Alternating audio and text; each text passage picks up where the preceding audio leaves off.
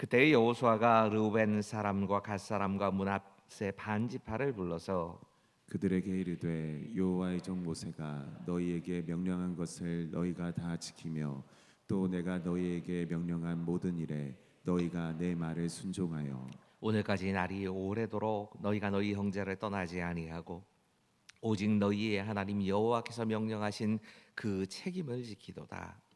이제는 너희의 하나님 여호와께서 이미 말씀하신 대로 너희 형제에게 안식을 주셨으니 그런즉 이제 너희는 여호와의 종 모세가 요단 저쪽에서 너희에게 준 소유지로 가서 너희의 장막으로 돌아가되 오직 여호와의 종 모세가 너희에게 명령한 명령과 율법을 반드시 행하여 너희 하나님 여호와를 사랑하고 그의 모든 길로 행하며 그의 계명을 지키며 그에게 친근히 하고 너희의 마음을 다하며 성품을 다하여 그를 섬길지니라 하고 여호수아가 여호수아가 그들에게 그들에게 축복하여 축복하여 보내매 보내매 그들이 그들이 자기 자기 장막으로 장막으로 갔더라. 갔더라. 아멘. 아멘.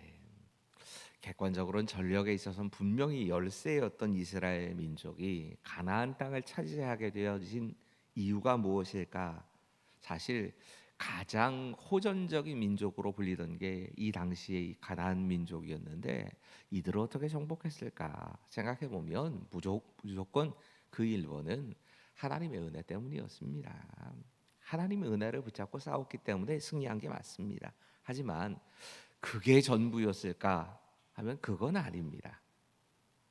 분명히 이 가운데 수고한 여호수아의 리더십이 정말 이 지혜와 용기를 함께 겸비했던 여호수아의 리더십이 분명히 평가를 받아야 합니다. 또 다른 한편으로는 그를 믿고 따르면서 순종한 사실 하나님의 명령이 그들의 입장에서 이스라엘 백성의 입장에서 다 이해가 됐던 게 아닐 겁니다. 대부분이 이해하기 어려운 말씀이었습니다. 그 말씀을 그대로 따라간 그 백성들의 헌신도 그냥 가볍게 여길 수는 없는 이야기입니다. 그 가운데서도 특별히 이 오늘 본문에 등장하는 르우벤과 갓과 므낫세의 반지파 이 두 지파 반의 공헌은 분명히 큰 것이었습니다. 이들에게는 조금 다른 지파들과는 다른 점이 있었습니다. 미디안 광야에 여러 부족들과 이 부족의 연합군들과 큰 전쟁을 치르면서 요단 동쪽에 싸움을 하던 그때에 르벤과 갓 그리고 므낫세의 반지파가 앞장서서 싸웠습니다. 그리고 그들이 앞장서서 싸우면서 이스라엘 백성들을 하나님께서 이 반대쪽에 있을 때에는 전과에 따라서 누가 더 공을 많이 세우느냐에 따라서 전리품을 분배해 주셨거든요.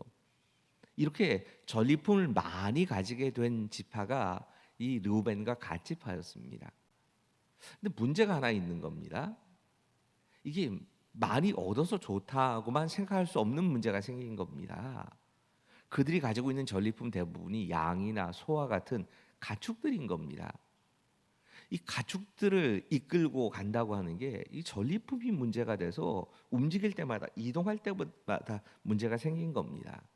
그러다가 그들의 앞에 이 아셀과 길르앗 땅을 만났을 때 여기가 양들을 키우고 또 그 지파가 정착하기에 굉장히 좋아 보였던 겁니다. 그래서 모세에게 나아가서 이 처음에는 르우벤과 갓 지파였겠지만 거기에 므낫세의 절반에 해당되는 그래서 므낫세 반지파라는 말이 거기서 나온 겁니다. 므낫세의 절반의 지파가 함께 모세에게 요청을 하는 겁니다. 민수기 32장 5절입니다. 또 이르되 우리가 만일 당신에게 은혜를 입었으면 이 땅을 당신의 종들에게 그들의 소유로 주시고 우리에게 요단을 건너지 않게 하소서. 이게 정말 영악스러운 제안입니다. 같이 싸웠습니다. 같이 싸워놓고 자기들에게는 이 땅 달라는 겁니다. 그리고 진짜 중요한 전쟁은 가나안에서 싸워야 될 전쟁인데 그 전쟁에서는 쏙 빠지겠다는 겁니다. 모세가 이 말을 듣고 굉장히 화가 났습니다. 이렇게 답을 합니다. 너희 형제들은 싸우러 가거늘 너희는 여기 앉아 있고자 하느냐? 너희가 어찌하여 이스라엘 자손을 낙심하게 하여 여호와께서 그들에게 주신 땅으로 건너갈 수 없게 하려 하느냐? 이건 모세가 진짜 분노해서 한 말입니다. 이제 막 백성들이 힘을 모아서 요단강 건너가고 정복 전쟁을 해야 하는데 우린 여기 이 땅 차지하고 건너가지 않겠다고 하니까, 편하게 안주하겠다고 하니까 이 말 때문에 백성들 사이에 동요가 막 일어나는 겁니다. 화합이 깨지고 우리도 그냥 여기 주저앉아 버릴까? 그러고 주춤거리고 있던 겁니다. 그러자 이 민수기 32장 17절부터 19절에 이 르우벤과 갓과 므낫세 반지파가 다시 제안을 합니다. 이렇게 제안을 합니다. 표준 세번역으로 읽겠습니다. 이 땅 원주민들도 있고 하니 우리에게 딸린 어린 것들을 안전하게 머물 수 있도록 성을 단단하게 쌓은 다음에 모두가 무장하고 이스라엘 자손의 선발대가 돼요. 그들이 가야 할 곳까지 그들을 이끌고 가겠습니다. 이스라엘 자손 각자가 받을 몫의 토지 재산을 차지하기 전까지는 우리가 집으로 돌아오지 않겠습니다. 또한 요단 동쪽 해 뜨는 쪽에서 우리의 몫의 토지를 재산으로 차지하였으니 요단강 서쪽에서는 우리가 땅을 재산으로 나누어 받지 않겠습니다. 자신의 지파의 여자들이나 어린아이들이 잘 정착할 수 있도록 해주고 성도 쌓고 안전하게 만들어주고, 그런 후에 남자들, 특별히 전사로 싸울 수 있는 남자들은 누구보다 앞장서서 그 전쟁에 나가겠다는 겁니다. 그냥 머물러 있는 게 아니라 우리가 그 전쟁에 나가서 싸우겠다고 얘기를 하는 겁니다. 그리고 전쟁 다 끝나면 그 땅으로 돌아오면 되지 않겠느냐. 그리고 우리가 요단 동편 이쪽에서 땅을 얻었으니까 지금 사실 지리적으로 보자면 지금 요르단쯤이 될 겁니다. 이 지역을 우리가 땅으로 얻었으니까 요단 서쪽에서 가나안 땅에서는 우리가 몫을 받지 않겠습니다. 이렇게 약속을 한 겁니다. 그리고 이 세 지파가 실제로 이런 약속한 대로 그대로 따라 행합니다. 여호수아서를 읽다 보면 여호수아서에 하나님께서 여호수아에게 주신 첫 번째 명령, 첫 번째로 너는 이렇게 해라 하는, 우리가 잘 알고 있는 좌로나 우로나 치우치지 말고 하나님 말씀 붙잡고 살라는 말씀, 그 다음 이후에 지도자로 여호수아가 제일 먼저 한 것은 바로 이 두 지파반, 르우벤과 갓과 므낫세 반지파에게 요청하는 겁니다. 모든 민족 앞서서 싸워라. 그게 너희들이 모세하고 약속한 거다. 이 명령에, 여호수아의 명령에 그대로 순종합니다. 순종만 하는 게 아니라 새롭게 세워진 여호수아를 격려까지 합니다. 그리고 그 전쟁 싸울 때마다 가장 앞장서서 르우벤과 갓과 므낫세 반지파가 희생을 하면서 누구보다 앞장서서 싸워 나갔다는 겁니다. 그리고 이제 7년이 훌쩍 넘어가는 전쟁이 다 끝났습니다. 다 끝난 후에 이제 땅을 다 이스라엘 백성들에게 하나님께서 나눠주라고 하십니다.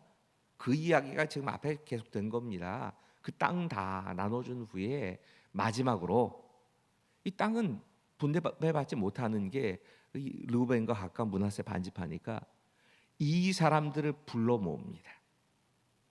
여호수아가 불러 모으고 격려합니다. 너 이렇게 살아야 한다. 여러분, 오늘 본문에서 우리가 배워야 되는 건 격려와 권면입니다. 이 격려와 권면이 우리에게 참 중요한 겁니다. 특별히 교회 안에서 리더의 역할로 섬겨야 될 사람들에게 반드시 필요한 것이 있다면 칭찬과 격려를 배우는 겁니다. 칭찬과 격려가 정말 필요한 이유는 여기 있습니다. 칭찬과 격려가 다른 사람을 세우는 아주 중요한 통로입니다. 우리가 다음 세대를 세우는 이 시간들을 가지면서 꼭 배워야 할 부분이 어쩌면 칭찬과 격려일 겁니다. 근데 문제는 자연스럽게 안 됩니다. 훈련이 필요합니다. 아주 솔직히 말씀드리겠습니다. 저도 잘 못합니다. 제가 잘해서 이렇게 하는 게 아닙니다. 이건 자연적으로 만들어지는 게 아닙니다. 자연스럽게 칭찬을 잘할 수 있는 사람은 우리 중에 거의 없습니다. 근데 문제는 성경이 이 칭찬과 격려, 권면에 대한 이야기가 성경에 정말 꽉 차 있다고 할 만큼 자주 반복되고 있는 겁니다. 그러니까 어려워도 훈련을 해야 되는 겁니다. 우리가 다음 세대 세우려고 하면 칭찬과 격려에 대해서 훈련해야 되는 겁니다. 그럼 여호수아에게서 배워야 될 칭찬하는 방법, 어떻게 칭찬했는가 하는 이야기를 먼저 생각해 보려고 합니다. 첫 번째 같이 읽겠습니다. 시작. 구체적으로 칭찬해야 합니다. 여러분 여호수아가 세 지파에 대해서 전 두 지파 반이 정확한 말이겠지요. 두 지파 반을 아주 구체적으로 칭찬합니다. 우리가 다른 사람을 높이 칭찬하고 격려하기 위해서 꼭 필요한 게 있다면 바로 구체적으로 칭찬해주고 그들의 수고를 알아주는 겁니다. 지금 모세와 여호수아라고 하는 두 명의 지도자를 끝까지 따라간 이들에 대해서 이렇게 칭찬합니다. 2절 그들에게 이르되 여호와의 종 모세가 너희에게 명령한 것을 너희가 다 지키며 또 내가 너희에게 명령한 모든 일에 너희가 내 말에 순종하여. 이거 쉬운 일 아니었을 겁니다. 쉬운 일이라고 착각하시면 안 됩니다. 여러분 실력이 있는 사람들의 실력이 있다고 하는 말에 반대편으로 그 사람이 가지고 있는 단점 하나가 있습니다. 고집이 셉니다.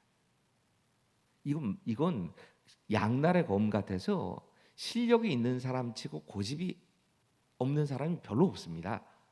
실력도 없으면서 고집을 부리면 그게 더 문제겠지만 실력 있는 대부분의 사람들이 자기의 실력을 믿고 고집이 세집니다. 그런데 지금 르우벤과 갓과 므낫세 반지파는 누구보다 앞장서서 싸웠습니다. 이 선발대가 된다고 하는 건 실력이 있다는 얘기입니다. 잘 싸웠다는 얘기입니다. 그러면 고집도 세다는 얘기고 순종을 하기가 어렵다는 얘기입니다. 그런데 누구보다 전투력이 강하고 실력도 있던 이 사람들이 적게 잡으면 7년 반 정도가 될 겁니다. 땅을 나누는 것까지 했으면 아마 8년의 시간이었을 겁니다. 그 시간 동안 가장 앞장서서 전투의 선봉에 서서 여호수아가 명령하는 그 말씀에 그대로 순종한 겁니다. 아니 정확하게는 하나님의 명령에 계속 순종하는 겁니다. 여러분 우리가 순종을 이야기할 때 세상과 다른 순종의 특징이 여기에 있습니다. 내가 능력이 없어서 무기력하게 할 수 없이 속으로는 이를 갈면서 그래 저 사람 말이 맞겠지, 또 저 사람이 능력이 있는 사람이니까 내가 따라간다, 이게 하나님이 말씀하시는 순종이 아닙니다.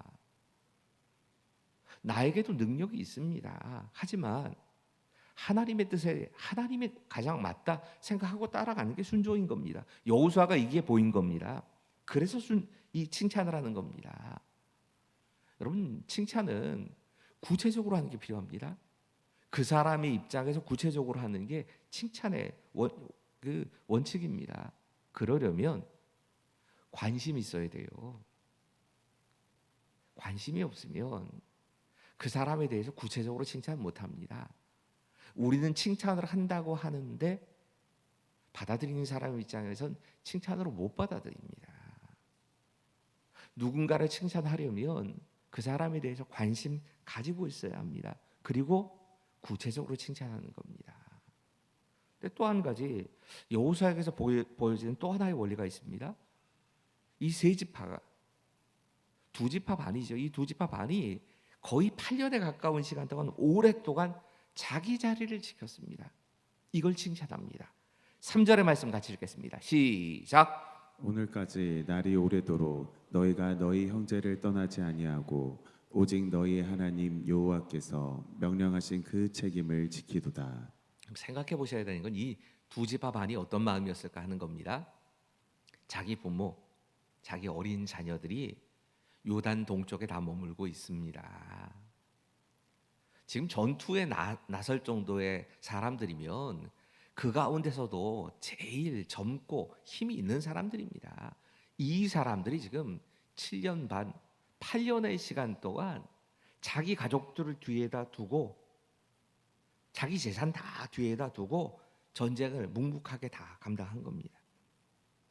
여러분 약속을 하고 시작하는 건 쉽습니다. 근데 그 일을 꾸준히 계속해서 지키면서 행하는 건 어렵습니다. 이걸 여호수아가 본 겁니다. 여러분, 하나님 앞에서 또 혹은 사람들 앞에서도 약속을 하고 꾸준하게 지키는 게 우리가 해야 될 모습이 분명히 맞습니다. 하지만 잘 안 되잖아요. 우리의 마음속에 수고하지 않으면, 이거 진짜 단단하게 마음 먹지 않으면 이게 잘 안 됩니다. 전제 가는 도중에 중간에 포기하고 그 아내가 보고 싶고 아이들이 보고 싶어서 돌아가고 싶은 마음이 왜 없었겠습니까? 하지만 이들은 끝까지 자리를 계속 지킨 겁니다. 여호수아가 격려하면서 보여주는 원리가 이겁니다. 수고를 인정해 준 겁니다. 그런 칭찬과 격려, 이게 중요한 원칙이 되는 겁니다. 그 사람에 대해서 자세히 살피고 그의 입장에서 구체적으로 그리고 그 수고를 인정하는 격려가 진짜 우리가 배워야 될 격려의 모습인 겁니다. 그런데 격려만 했느냐 하면 아닙니다. 격려와 함께 권면도 있었습니다. 우리가 다음 세대를 세우기 위해서 두 번째로 배워야 될 원칙이 있다면 칭찬 격려만 아니라 권면도 따라가야 합니다. 이 권면의 특징을 딱 하나로 요약하면 이렇게 될 것 같은데요. 같이 읽겠습니다. 시작. 믿음으로 하나님을 사랑하여 그 말씀대로 행하는 사람이 될 것을 권면합시다. 여러분, 이 여호수아가 두 지파 반을 떠나보내면서 평화로운 안식을 누리게 될 때 그들이 흔들리기 쉬운 게 믿음이라고 생각했습니다. 그래서 권면합니다. 뭐 땅 넓히라고 권면한 게 아닙니다. 성을 튼튼히 하라고 하는 권면을 하는 게 아닙니다. 누구보다 전쟁에 대한 경험이 많으니까 전쟁은 이렇게 해야 된다. 주변의 이민족들이 공격해 올 때 이렇게 전쟁을 막아야 돼. 이런 얘기를 하지 않습니다. 여호수아가 권면하는 내용을 가만히 생각해 보면 모두 다 하나님과 관련된 겁니다. 하나님 살아가라는 권면을 합니다. 5절 말씀 같이 읽겠습니다. 시작. 오직 여호와의 종 모세가 너희에게 명령한 명령과 율법을 반드시 행하여 너희의 하나님 여호와를 사랑하고 그의 모든 길로 행하며 그의 계명을 지켜 그에게 그에게 친근히 하고 너희의 마음을 다하고 성품을 다하여 그를 섬길지니라 하고. 가장 먼저 말씀하고 있는 말씀은요, 여호와 하나님을 사랑하라는 말씀을 합니다. 여기 사랑하라고 표현된 말씀이 참 특별하더라고요. 히브리어 단어는 아하브라고 하는 말인데 좋아하다, 기뻐하다라는 뜻입니다. 하나님에 대해서 좋아하고 하나님에 대해서 기뻐하고 하나님 사랑하면서 살아가라는 겁니다. 사실 살아가지 않으면 내가 하는 일이 다 부담스러워집니다. 우리가 직분을 감당하면서 직분을 감당하는 게 부담스러워지면 점검해야 될 건 내가 하나님 사랑하는 마음이 식지 않았는가를 점검해 봐야 합니다. 이 일, 저 일에 참여하는 것이 자꾸 부담스러워지면 이건 하나님 사랑하는 마음이 식어서 대부분 그런 겁니다. 그러고 나면 의무감만 남습니다. 종교적으로 이거 안 하면 안 되지 하는 그런 마음 때문에 합니다. 여러분, 이 사랑은 내가 지키려고 하지 않으면 사랑할 수가 없습니다. 그런데 구체적으로 하나님을 사랑하는 것에 대해서 이렇게 설명을 하는 겁니다. 어떤 게 하나님 사랑하는 거냐? 여호수아는 이렇게 말합니다. 하나님이 말씀하신 율법대로 길을 걸어가라. 이게 하나님 구체적으로 사랑하라는 겁니다.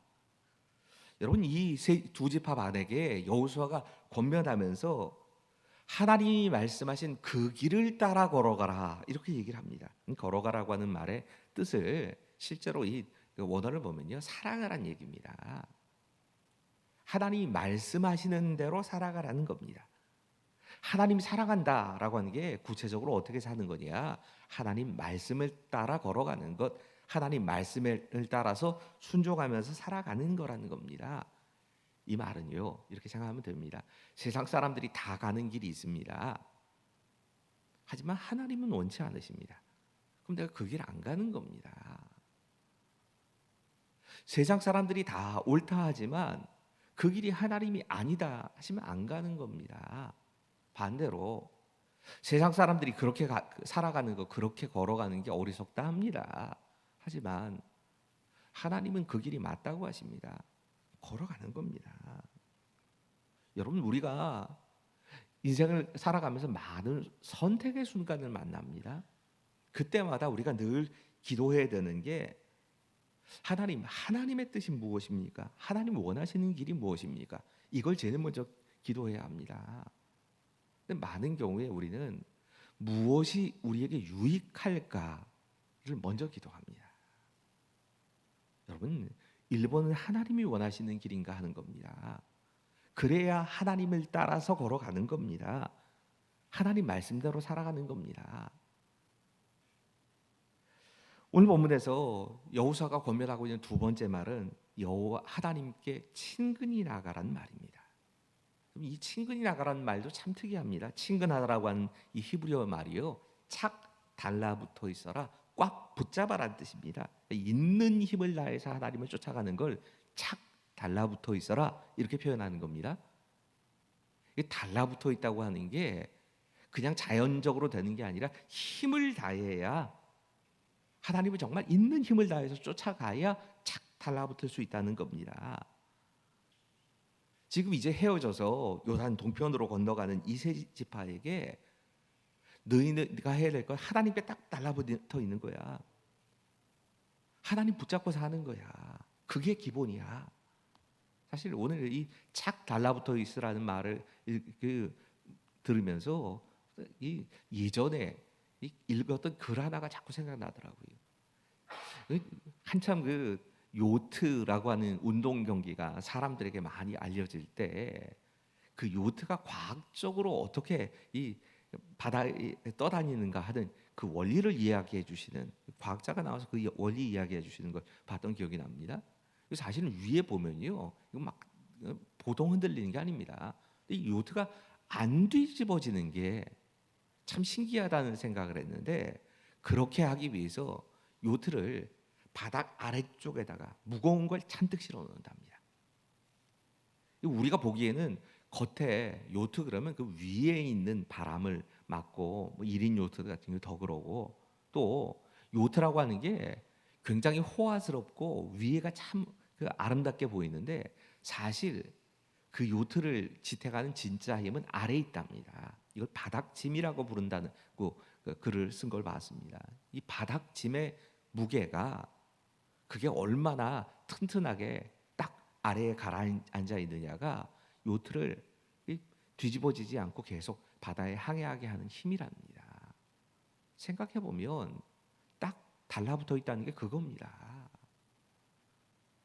하나님과 중심을 그 아래에다 딱 두고 하나님의 율법을 따라 걸어가고 하나님 말씀을 따라 걸어가고 하나님께 딱 붙어서 사는 것. 어쩌면 이거 적용한다면 우리에게는 하나님과 그렇게 관계를 갖고 예배하면서 사는 걸 말씀하는 걸 겁니다.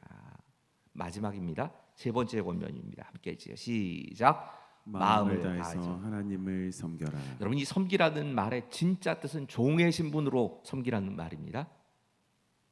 그러니까 앞에 것은 하나님을 가까이 하고 사랑하라는 쪽의 이야기라면, 이 뒤에 건 섬기는데, 섬기는 자세는 뭘까? 종으로 섬기라는 겁니다. 주인으로 섬겨서 안 된다는 겁니다. 우리가 다 하나님의 종이다라는 마음으로 섬겨야 하는데, 실제로 섬기면서도 내가 주인인 줄 압니다. 그렇게 섬기려고 합니다. 내 건 줄 압니다. 여러분, 주인 의식을 가지고 정말 하나님의 것 정말 귀하게 생각하고 사는 건 중요한 겁니다. 그 필요합니다. 하지만 주인은 나는 아닙니다. 하나님이십니다. 우리가 이 사실을 자꾸 놓칩니다. 마음을 다하고 성품을 다하라고 말씀하지요. 이 마음을 다하고 성품을 다하라는 말씀은 유명한 그 쉐마의 말씀, 바로 그 얘기입니다. 마음이라고 하는 말은 사람의 중심을 의미하는 단어고요. 이 성품이라고 하는 건 살아있는 동물의 생명력을 말합니다. 그러니까 마음을 다하고 뜻을 다하고 힘을 다하고 뭐 이런 말씀 쭉 나오면 이건 대부분 다 생명과 관련된 단어입니다. 목숨을 걸고 생명을 다 바쳐서 그렇게 하나님을 종으로 섬겨야 한다. 이렇게 얘기를 하는 겁니다. 이 레오나르도 다빈치라고 하는 사람의 이야기가 늘 격려를 생각하면 늘 생각납니다. 이분은 인류 역사상 최고의 천재라는 소리를 듣는 사람입니다. 진짜 그럴 만도 하더라고요. 이분이 이 한 분야만이 아닙니다. 다양한 모든 분야에서 야 이렇게까지 재능이 뛰어난 사람이 있었나 싶을 정도입니다. 우리가 레오나르도 다빈치 하면 제일 먼저 생각나는 게 모나리자지요. 이 모나리자라고 하는 작품은 밀레의 만종과 더불어서 지금도 세계 미술사를 빛낸 최고의 작품으로 최고의 그 걸작으로 꼽히는 게 모나리자입니다. 그런데 모나리자만 알고 계시는데 사실은 그가 비행기의 모형을 스케치하기도 했습니다. 저런 모양으로 지금 스케치한 저 비행기 모형이 실제로 비행기를 만들 때 아주 중요한 결정적인 아이디어를 제공했답니다. 그가 천동설을 뒤집고 지구가 태양의 주변을 돈다고 하는 지동설을 주장한, 사실 따지고 보면 학자이기도 한 겁니다. 과학자, 천문학자라고 봐도 됩니다. 사람의 비밀에 대해서, 이 인체의 비밀을 이렇게 해부도를 그려놓고 여기에 대해서 연구를 했던 의학자이고 과학자이기도 하고요. 또 새로운 물건을 엄청나게 많이 발명했더라고요. 발명가이기도 한 겁니다. 진짜 천재라고 부를 만도 하지요.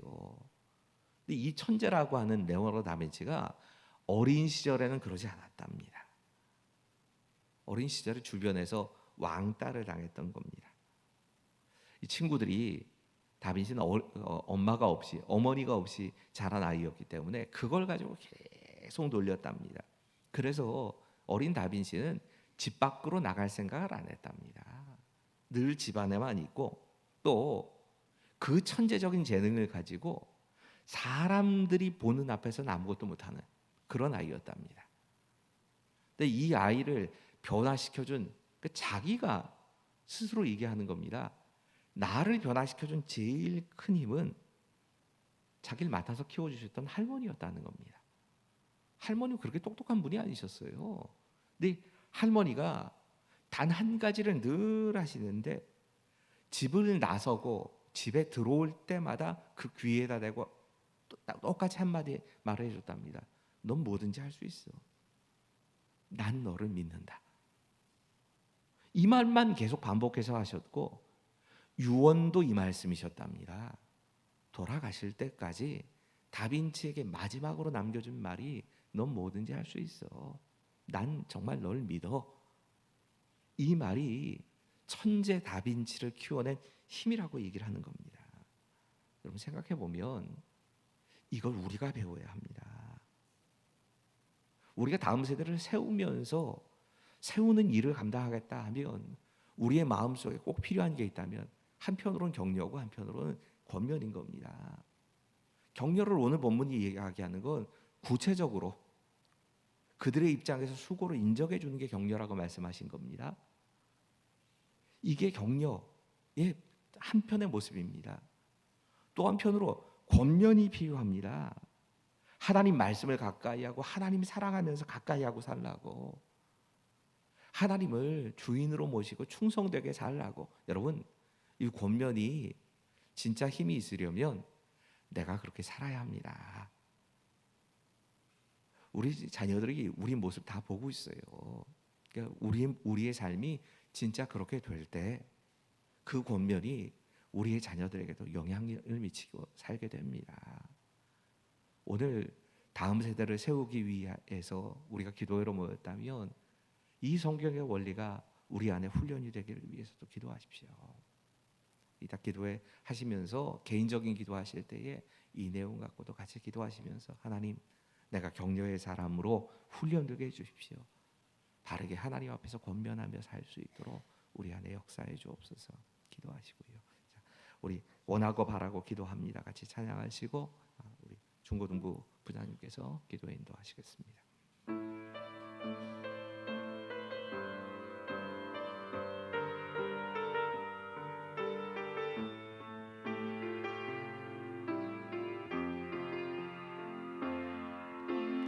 이 세상을 살아가는 동안에 나의 힘을 의지할 수 없으니 기도하고 낙심하지 말 것을 주께서 참 소망이 되심이라. 주의 길을 걸어가는 동안에 주의 길을 걸어가는 동안에 세상의 것 의지할 수 없으니 감사하고 낙심하지 말 것을 주께서 참 기쁨이 되심이라. 하나님의 꿈이 나의 비전이 되고 예수님의 성품이 나의 인격이 되고 성령님의 권능이 나의 능력이 되길 원하고 바라고 기도합니다. 하나님의 꿈이 나의 비전이 되고 예수님의 성품이 나의 인격이 되고 성령님의 권능이 나의 능력이 되길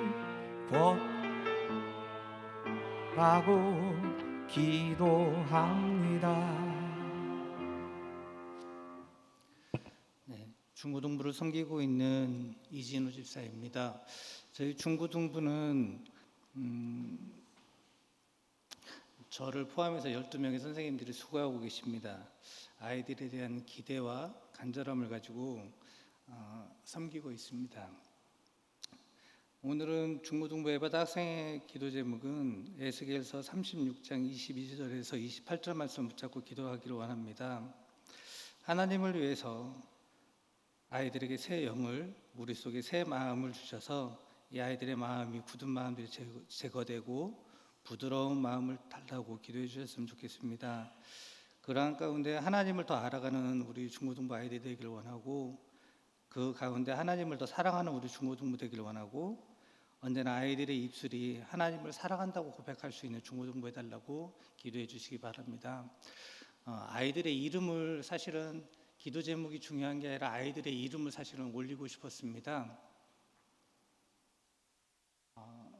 혹시 아이들 이름만도 크게는 안 나오는 거죠? 아마 아이들의 이름을 알고 계신 분들도 계실 거예요. 또 아이들의 이름이 또 생소하신 분들도 계실 거고요. 아이들의 이름을 좀 불러가면서 기도해 주셨으면 좋겠습니다. 지금 올라가 있는 명단은 중학교 1학년에서 중학교 2학년 아이들까지입니다. 그 다음은 이제 중학교 3학년에서 고등학교 3학년 아이들까지 또 명단을 이따 두 번째 기도할 때 올려줄 건데요.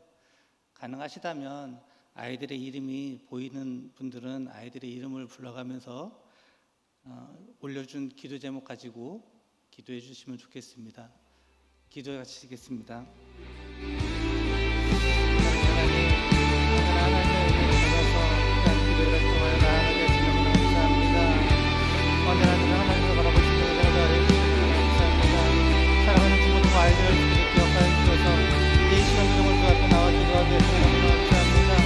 이 아이들을 향하여 가진 기대와 이 아이들을 향하여 나아가는 간절함을 좀 가지고 기도하는 우리 부자들이 오늘 성도들이 되게 하여 주시고, 특별히 오늘 이 시간에 우리 기도하는 입술을 주시고 하여 주시옵소서. 정말 사랑하는 아이들에게 하나님의 영을 부어주시옵소서.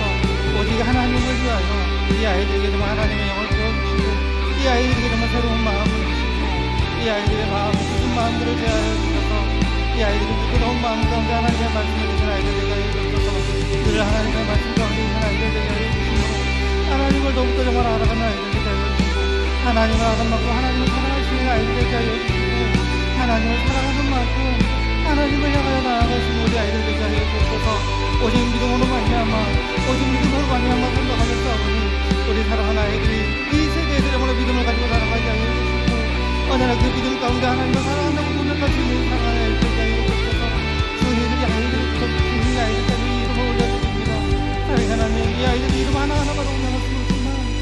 아이들 하나하나마다 정말 주께서 기억하여 주옵소서. 이들의 이름 하나하나마다 주께서 기억하여 주셔서 이들이 정말 주께서 부르시는 그날에, 주께서 정말 찾으시는 그날에 이 아이들이 정말 주 앞에 순종하러 나아가게 하여 주시고, 이 아이들이 정말 주께서 원하시는 그때에 하나님의 사랑으로부터 주께서 오감에서 부족함이 오도록 은혜를 하여 주옵소서. 하나님 이들을 기억하여 주시고 이들의 삶을 기억하여 주셔서 이들의 삶을 하나하나마다 주께서 간섭하여 주시길 원합니다. 이들이 세상의 길을 걸어가는 그 여정 가운데서도 하나님을 잃지 않고 따라가게 하여 주시고, 하나님의 손을 놓지 않고 따라갈 수 있는 우리 아이들 되게 하여 주옵소서. 이들이 세상을 바라보는 그 시각이 아니라 오직 하나님을 바라보는 시선이 되게 하여 주시고, 오직 믿음으로 정말 그 시선을 따라 나아갈 수 있는 우리 사랑하는 아이들 되게 하여 주옵소서. 사랑의 하나님, 이 아이들 하나하나 걸음을 인도하여 주시기 원합니다. 이들이 걸어가는 그 여정 가운데 많은 정말 그 사망의 길을 걸어고 저주의 길을 걸어갈지라도 오직 하나님께서 그 모든 삶에서 정말 함께하여 주시므로 말미암아 이들이 정말 주와 함께하는 평안의 길을 걸어가게 하여 주옵소서. 이들이 고난의 길을 걸고 이들이 정말 그 어려움의 길을 걸어갈지라도 하나님께서 주신 그 평강을 누리며 하나님의 선하신 길을 걸어갈 수 있는 우리 사랑하는 중고등 아이들 될 수 있도록 은혜를 하여 주옵소서. 아버지 하나님, 은혜를 주시고 선하신 길을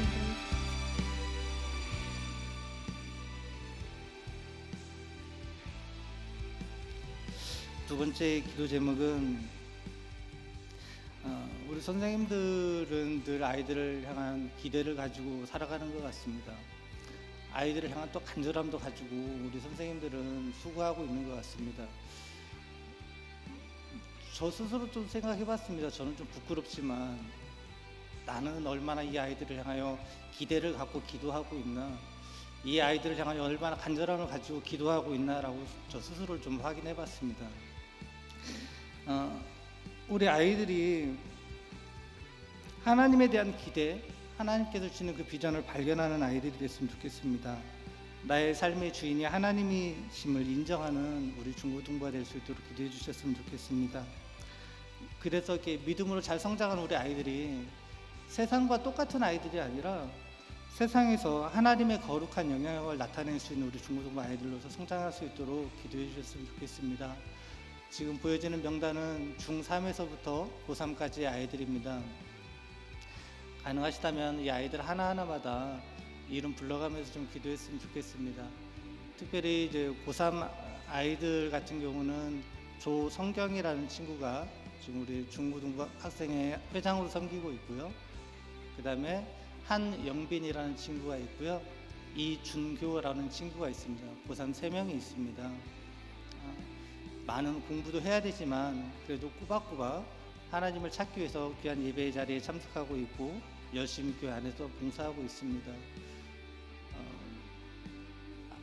중3 아이들부터 기도해 주시지만 특별히 한 번 더 고3 아이들을 위해서도 그 신앙을 잃지 않도록 잘 더 성장할 수 있도록 정말 하나님이 나의 삶의 주인 되심을 인정하는 아이들 될 수 있도록 해서 아이들을 이름 불러가면서 기도해 주시고요.